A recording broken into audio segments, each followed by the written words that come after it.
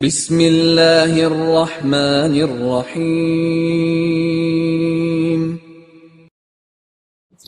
السلام علیکم ورحمۃ اللہ وبرکاتہ۔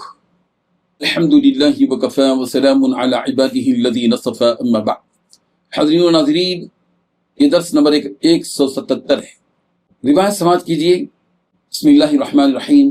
عن ابی ہریرہ رضی اللہ عنہ قال دخل رسول الله صلى الله عليه وسلم المسجد فسمع قراءة رجل فقال من هذا؟ فقيل عبد الله بن قيس، فقال لقد أوتي هذا من مزامير آل داود، رواه ابن ماجہ۔ ترجمہ یوں ہے، حضرت ابو ہریرہ رضی اللہ عنہ بیان کرتے ہیں کہ رسول رحمت صلی اللہ علیہ وسلم مسجد میں داخل ہوئے۔ وہاں آپ علیہ الصلوۃ والتسلیم نے ایک شخص کی قرات سنی تو پوچھا یہ کون ہے؟ عرض کیا گیا عبداللہ بن قیس ہیں۔ آپ علیہ الصلوۃ والتسلیم نے فرمایا انہیں داؤد علیہ السلام کی خوش الہانی میں سے حصہ ملا ہے۔ اس حدیث میں 5 باتیں بیان کی گئی ہیں۔ پہلی بات، رسول رحمت صلی اللہ علیہ وسلم مسجد میں داخل ہوئے۔ دوسری بات، وہاں رسول رحمت صلی اللہ علیہ وسلم نے ایک شخص کی قرات سنی۔ تیسری بات، رسول رحمت صلی اللہ علیہ وسلم نے پوچھا یہ کون ہے؟ چوتھی بات، عرض کیا گیا کہ عبداللہ ابن قیس۔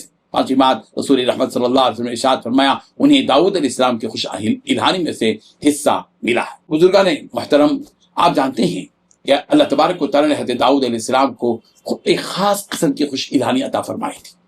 جب وہ رب ذوالجلال کی تسبیح کرتے تھے، اتنی خوش الہانی کے ساتھ اللہ تبارک و تعالیٰ کی کبریائی، اس کی حمد، اس کی تسبیح کیا کرتے تھے کہ ان کے ساتھ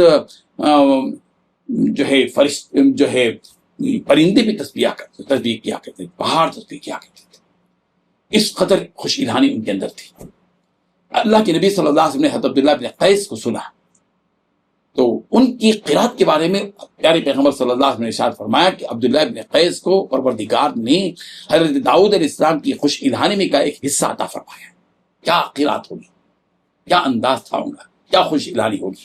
اللہ تبارک و تعالی ہم سب کو قرآن مجید کو خوش الہانی کے ساتھ پڑھنے کی توفیق عطا فرمائے۔ آمین۔ وآخر دعوانا ان الحمد للہ رب العالمین۔